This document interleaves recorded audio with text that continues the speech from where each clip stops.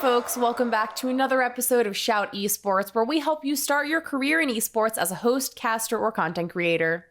I'm your host, Jess Brohard, and this episode we're going to be talking about how to improve once you've done everything we've talked about so far on this show, and what next steps you should take. And if you missed any of those episodes and you want to catch up on how to lay the foundation of your career, you can catch all of those over on the GameStop YouTube channel. So to start off, the most important thing you can do to improve is to actively solicit feedback. Maybe you can start by asking your friends and family to review your reel or your other work, just so you can get used to asking for help and receiving critique. These are skills that actually take practice, believe it or not, because it's not always easy to receive feedback, and it can be less easy still to actually implement it. But once you're comfortable hearing that critique, the best feedback is, of course, going to come from people who either work as esports talent or in a capacity that books or coaches talent for broadcasts. So in fact, I actually have a couple channels on my Discord server where I answer questions and give advice, and I also post links to esports job openings that I come across. So if you'd like to join up there, you can do so at discord.gg/Jess. Now, there are also tons of other content creators who love helping others improve. For instance, check out an awesome streamer called Loco. She runs the company Streamer Square, which provides guides, tutorials, and tips for streamers. And she also hosts a show called Stream Doctor, where she picks a lucky viewer and audits their content on stream, picking apart everything from their branding to their sense of humor even, in order to help them improve. Now, if you want coaching from a hosting or shoutcasting standpoint, there are coaches like Gus Ramsey, who teaches for the Dan Patrick School of Sportscasting at Full Sail University, and you can also book a session with him for one-on-one coaching and review of your work. Another way you can improve your content is by going to events.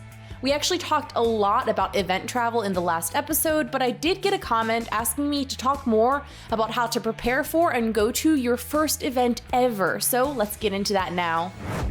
So I highly recommend looking for smaller gaming outlets that you can link up with and volunteer to provide coverage for. For instance, back in 2011, I started writing for a gaming and geek culture website called Pixelated Geek.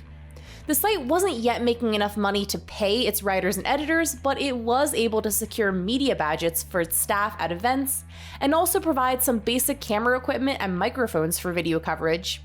It's a simple trade-off.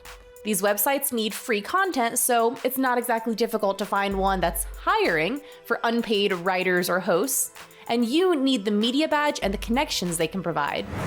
Now, it can get expensive since you'll likely be paying for your own flight and hotel for these events, but you can also get a lot out of the experience. You'll get great new footage for your reel, it'll help you feel more comfortable working in an environment other than your bedroom or home office, and you'll be able to meet a ton of new people in the industry and do some networking. You never know when a connection will turn into a job. Overall, from here, the best thing to do is to just keep going. If you do anything enough, you'll only get better, so just keep hosting, casting, and creating content. The next several months or even years will probably be filled with a lot of trial and error, and hopefully plenty of patience and persistence as well.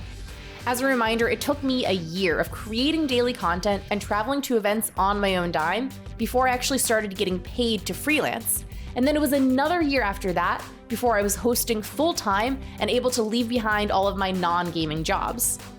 Just make sure to keep an eye on your overall goal and don't get bogged down with the daily fluctuations in things like social media following or stream viewers.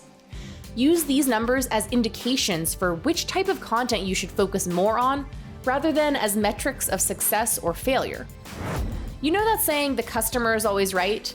That means that the customer will buy the product or service that they want, even if it's not the same one that the business owner thought that they would need. So similarly, pay attention to which of your Twitch streams, your YouTube videos, and your tweets are getting the highest engagement or viewers, and figure out why that is, and do more of it.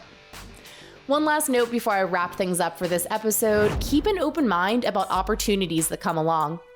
I started my career by covering free-to-play MMOs, which honestly is a genre that I just don't have too much personal interest in, but I did great work with the opportunities I was given, and I was able to use those experiences to segue into hosting for games that I actually like, such as Call of Duty. And don't get tunnel vision about a specific game or role.